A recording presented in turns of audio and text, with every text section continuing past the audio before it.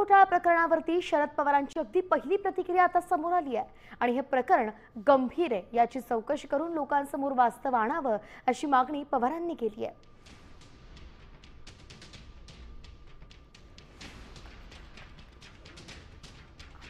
गंभीर विषय आहे असं मुख्यमंत्र्यांनी जाहीर सांगितलं। मुख्यमंत्री एखादा विषय गंभीर सांगत असतील तर त्या संबंधीचं चौकशी करून वास्तव चित्र हे त्यांनी समाजाच्या समोर ठेवलं पाहिजे आणि ते काम त्यांनी करावं अशी अपेक्षा। असं त्यांचं मत असू शकतं कोणाचं।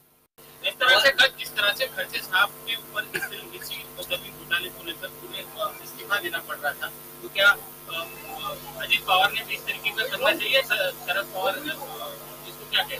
भारतीय जनता पार्टी और उनके साथी उनकी हुकूमत है।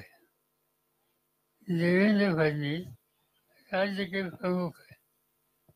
उन्होंने पब्लिकली कुछ स्टेटमेंट कर किया। हम देखते हैं कि इस पर क्या कदम उठाए।